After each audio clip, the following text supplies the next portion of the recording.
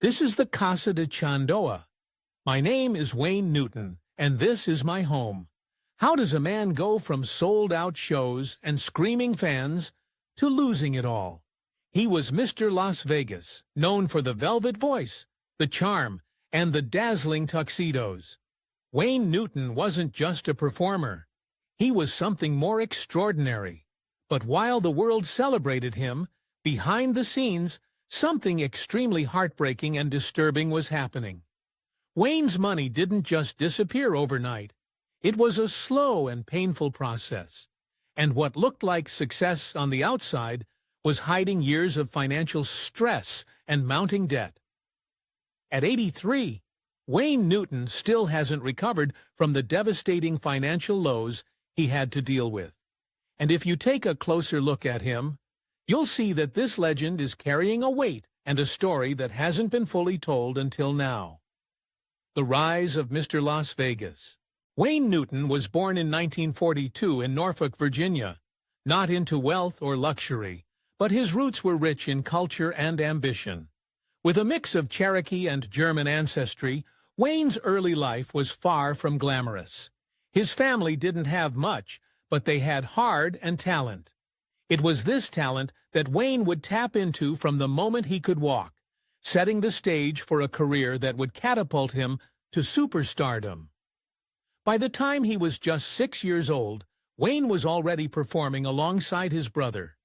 The Newton brothers had big dreams and began making waves in their local Virginia scene before making a bold move to Phoenix, Arizona, where they began booking local gigs.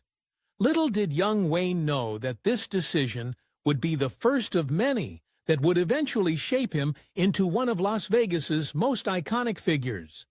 The breakthrough came in 1962 when Wayne made his national television debut on The Jackie Gleason Show. This show was the pinnacle of American entertainment at the time, and being featured on it was nothing short of a golden ticket. It was here that Wayne's signature charm and velvet-voiced ballads first captured the hearts of millions. His smooth delivery and engaging stage presence were a breath of fresh air, and it quickly set him apart from his peers. By the early 1960s, Wayne Newton was no longer just a hopeful singer anymore. He was a household name. He was signed to Capitol Records, and his hit songs like Dunk of Shone didn't just top the charts, they became ingrained in pop culture. Dunk of Shone was more than just a hit. It was a statement. It showed Wayne's ability to connect with audiences across generations, and this was what transformed him from a local talent into an international star.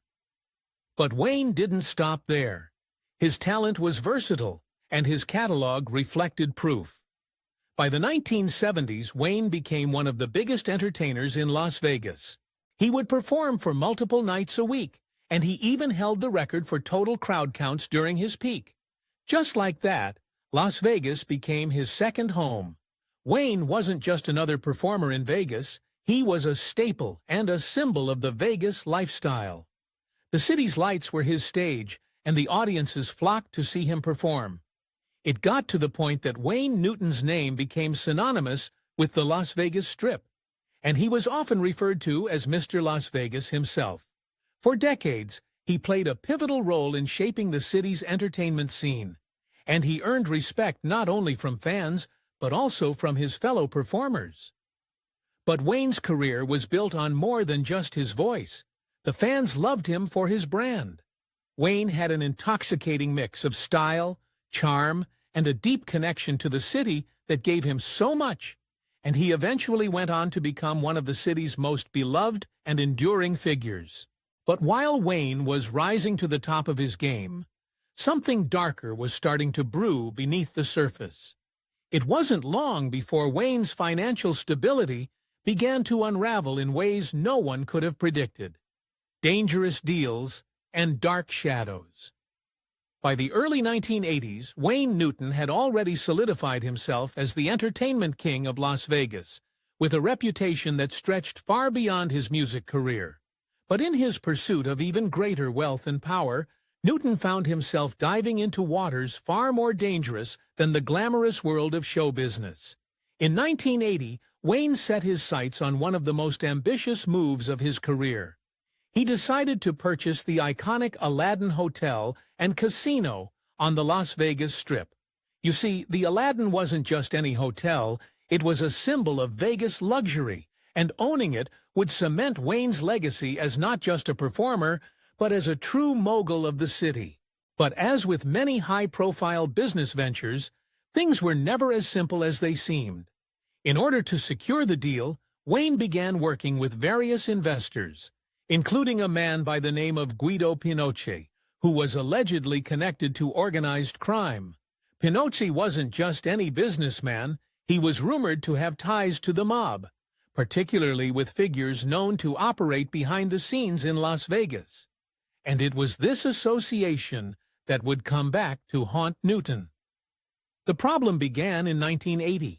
NBC aired an investigative report that connected Wayne Newton to organized crime. The network's exposé suggested that Wayne had used the help of mobsters like Pinocci to secure the purchase of the Aladdin. This was no small accusation. Mob connections in Las Vegas were infamous, and the idea that a beloved entertainer might be involved in such shady dealings was a shocking revelation for many of his fans. The story made headlines and painted Wayne as a man whose star had become intertwined with the criminal underworld.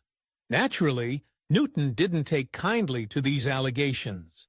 He immediately sued NBC for libel, insisting that the network's report was not only false, but also damaging to his carefully crafted image.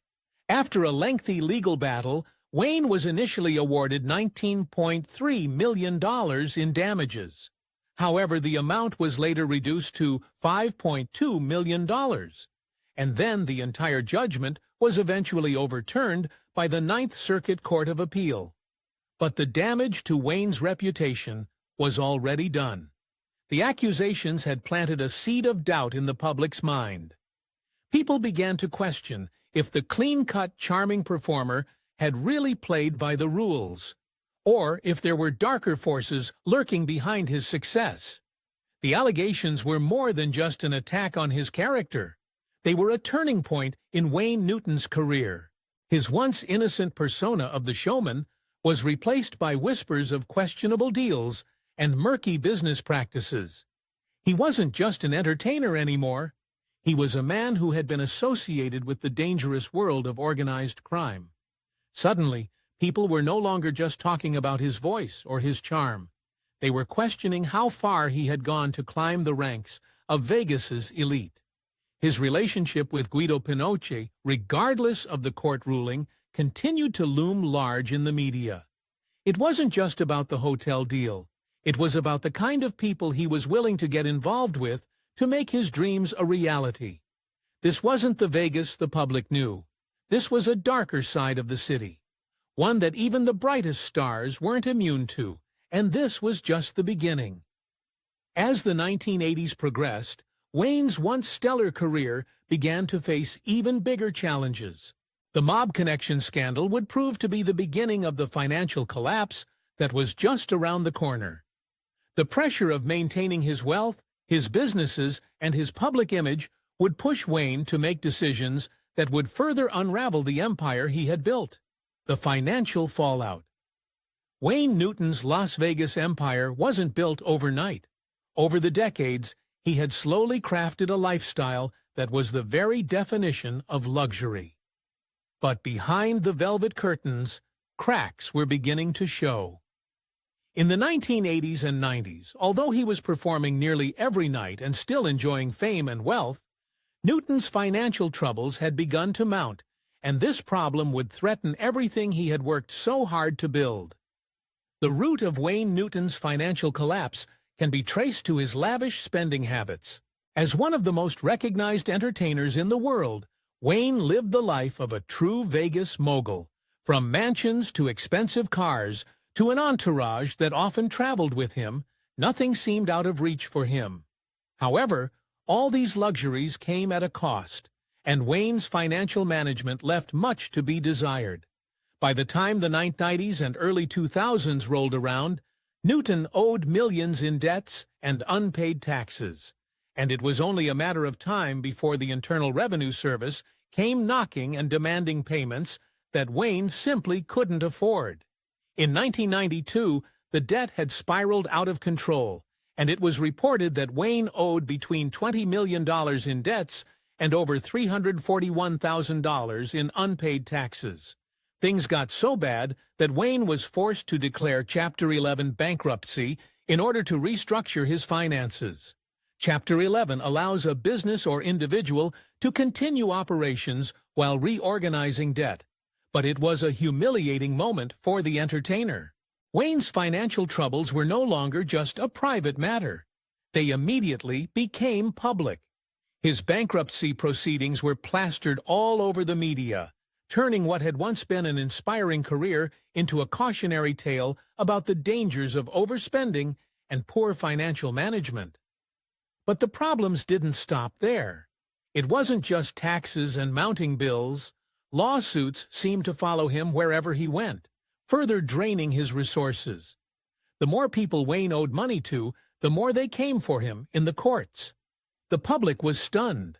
Wayne Newton, the man who had sung his way into the hearts of millions, now found himself facing the very real consequences of his unchecked extravagance. But despite the pressure and the lawsuits, Wayne was determined not to back down. He refused to let his financial downfall be the end of his career, and so he kept performing night after night in an attempt to earn the money he desperately needed to pay down the mountain of debt. However, the decision to keep performing was a double-edged sword. On one hand, it provided him with the cash flow he needed to make payments. On the other, it meant that Wayne had to work harder than ever, all while dealing with the embarrassment of his public financial crisis. What had once been a celebration of his talent now felt like a desperate hustle to maintain his lifestyle and meet his obligations. But the financial issues weren't just affecting Wayne's career. They were also taking a toll on his personal relationships. His struggles were no longer confined to the stage or boardrooms. They had eaten deep into his private life, straining friendships and partnerships that he had relied on for years. Take his longtime friendship with fellow entertainer Tony Orlando, for example. Their bond had once been unshakable, built on mutual respect and years of shared experiences in the entertainment industry. But as Wayne's financial troubles deepened, things began to go sour. Some of the people closest to him started to question his decisions, wondering if his choices and lifestyle were more of a burden than a benefit. But what happened with Tony Orlando was only one of many relationships that would face tension and strain as the consequences of Wayne's financial mismanagement became more pronounced. As his money problems grew, so did the fractures in his circle. And Wayne was about to learn that sometimes the price of fame is more than just money. Tony Orlando and the bugging accusation. By the late 1990s, Wayne Newton's career began to take a different turn. He wasn't just the crooner and Vegas legend anymore. He was diving into multiple business ventures with fellow entertainers. One of his boldest moves during this time was partnering with Tony Orlando, a well-known singer and TV personality, for a new theater project in Las Vegas. They named it The Talk of the Town, which was coined from their initials, and the duo hoped to turn it into a hotspot for entertainment. The plan was ambitious. With a capacity of 2,100 seats, they were aiming to attract big crowds and make their mark on the Las Vegas Strip. However, the reality of their new venture was far less glamorous than what they had imagined. From the very beginning, attendance was a problem. The theater rarely filled more than 1,000 seats. That meant a lot of empty chairs, missed opportunities, and financial losses. As the months dragged on, the situation only got worse, and it became clear that their business was not the success they had hoped for. The constant lack of crowds put more and more strain on their financial situation, and soon they couldn't even afford the $1-million lease they had signed for the venue. As if the money issues weren't enough, things took a sharp turn when Orlando's son discovered something shocking. While in the private office that he and Newton shared, he stumbled upon several recording devices hidden in the room. It didn't take long for Tony Orlando to find out, and he was furious. He accused Wayne Newton of spying on him, suggesting that Newton was secretly listening to his private conversations. This accusation was a bombshell. Tony, understandably upset, didn't waste any time. He confronted Wayne about the bugging devices, but Newton denied being involved. However, despite his denials, the damage was done. Trust between the two had been shattered, and in no time, Tony walked away from the partnership. He ended his professional relationship with Wayne, and the fallout was swift. For Wayne, losing Tony Orlando as a business partner was a massive blow. Tony had been a major figure in the Las Vegas entertainment world, and having him as an ally was something that could have propelled his career and reputation forward. Instead, he was left holding the bag in the theater all alone. But even with the theater under his control, things didn't improve for Wayne. His professional reputation, already strained by his financial issues and past controversies, took another hit. Fans, critics, and the public at large started questioning his character. The bugging accusations, whether true or not, painted him in a much darker light. He went from being a beloved Vegas icon to someone whose trustworthiness was now in question. The entire situation was messy, and the public drama surrounding it was a spectacle. People who had once looked up to Wayne were now skeptical about his actions. The scandal wasn't just about the failed business venture. It was about the kind of person he had become in the eyes of those who once admired him. In the aftermath of the fallout, Wayne did what he knew best. He returned to the stage. But this time, it wasn't just to entertain. It was a way to try and make up for the financial mess he had found himself in. Performing became even more critical for him as the pressure to pay off mounting debts continued. However, despite his best efforts, it wasn't enough to smooth over the cracks in his career. But this feud with Tony Orlando wasn't the only stain on Wayne Newton's legacy. As his financial troubles deepened, another scandal would soon erupt that would cause even more public embarrassment. Casa de Shenandoah turns into a nightmare. Wayne Newton's legacy as a Vegas legend didn't just come from his performances. It came from his luxurious lifestyle. And at some point, Wayne wanted something more. He began the search for a personal, luxurious space that would symbolize his wealth, status, and love for animals. That dream manifested into Casa de Shenandoah, a sprawling 39.5-acre estate in the heart of Las Vegas.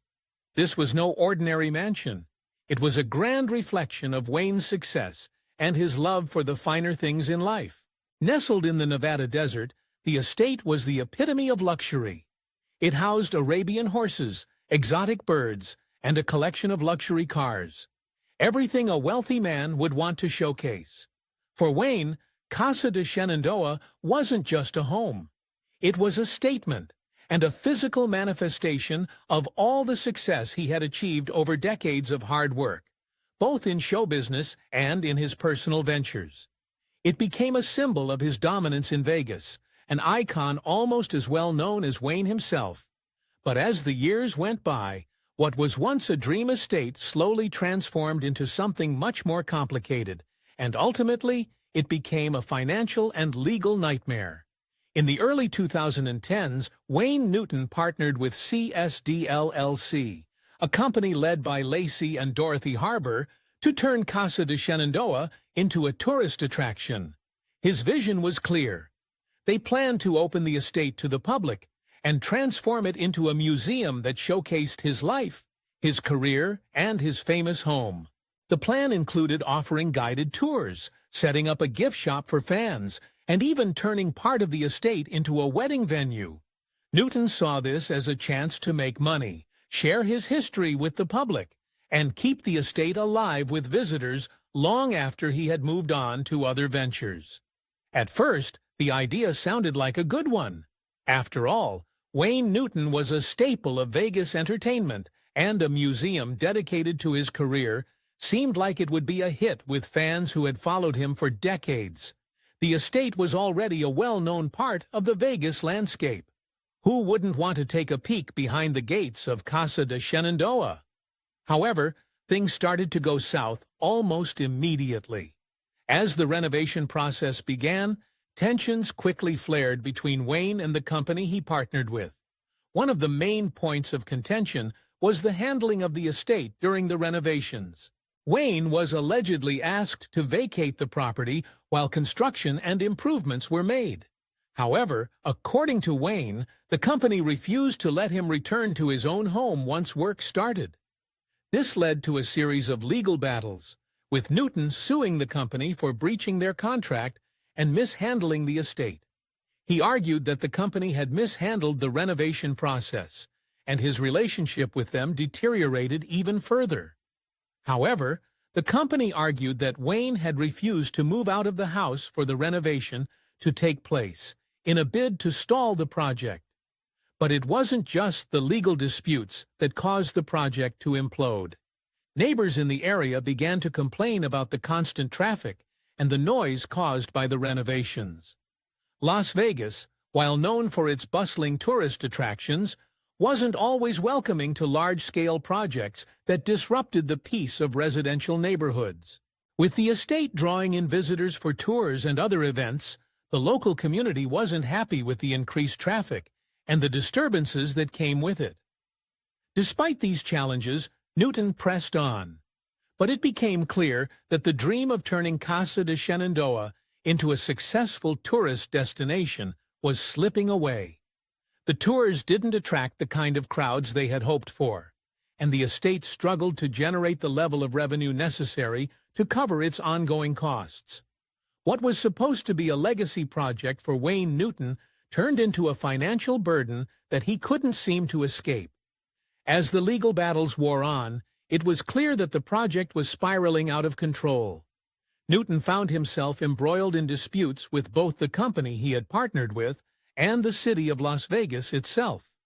The dream of sharing his legacy with the public had slowly turned into a financial pit that seemed to consume everything in its path.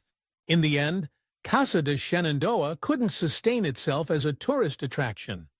The estate, once a symbol of Wayne's success, was sold off in 2016, and the sale marked the end of an era for Newton, who had hoped to keep the estate as a lasting part of his legacy.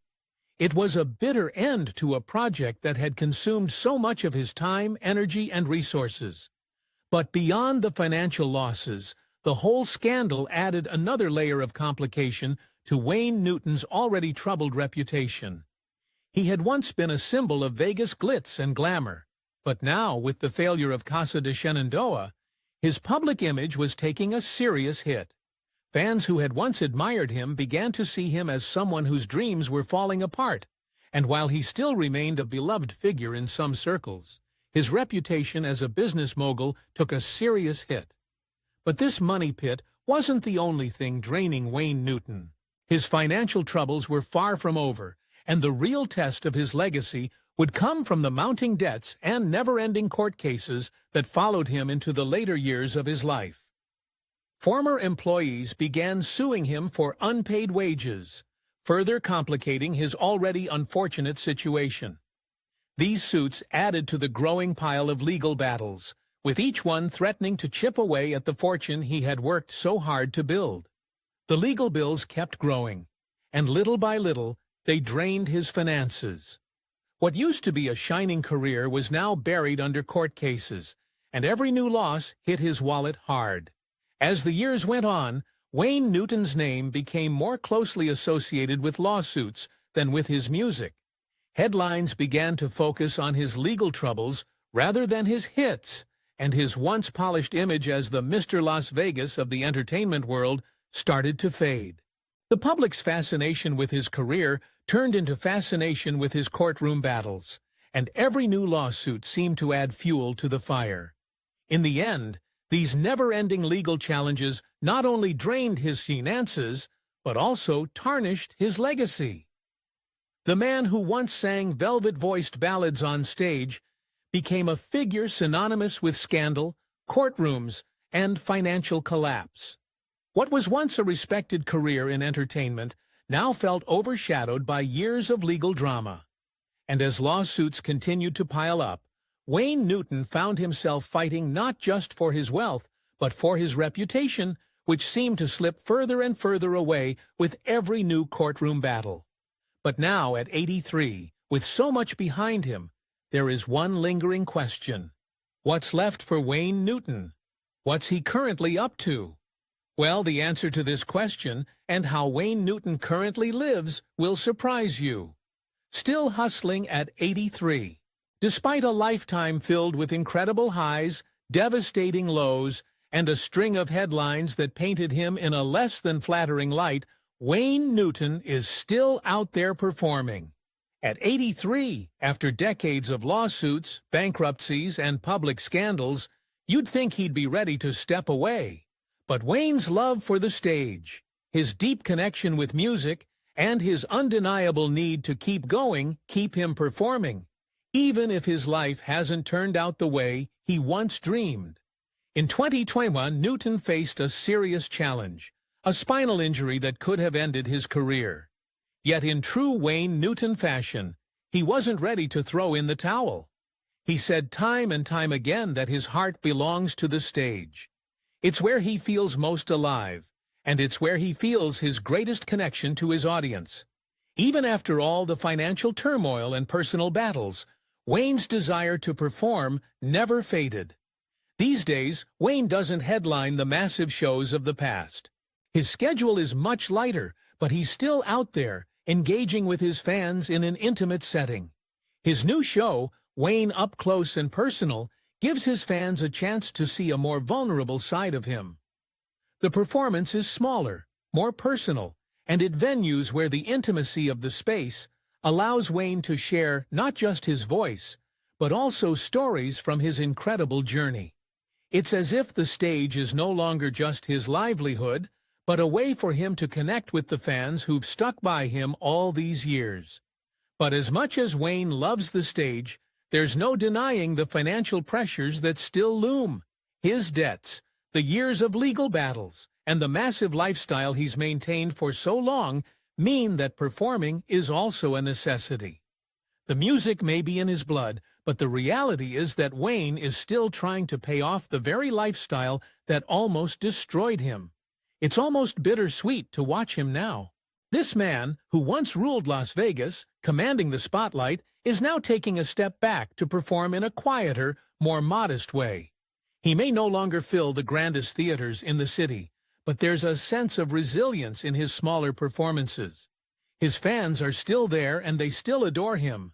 They cheer for him, not just for the man they see on stage, but for the journey he's lived and the determination he's shown. Wayne Newton at 83 is a testament to perseverance. His career may not be what it once was, but his spirit remains unbroken. Whether you see him as a legend or a man who's been caught up in a whirlwind of his own making, there's no denying that his story isn't over yet. But what do you think? Was Wayne Newton a victim of betrayal and bad luck? Or was he the architect of his own downfall? Let us know what you think in the comments below. And if you love juicy deep dives into celebrity lives, don't forget to like, subscribe, and hit that bell icon so you never miss a new video.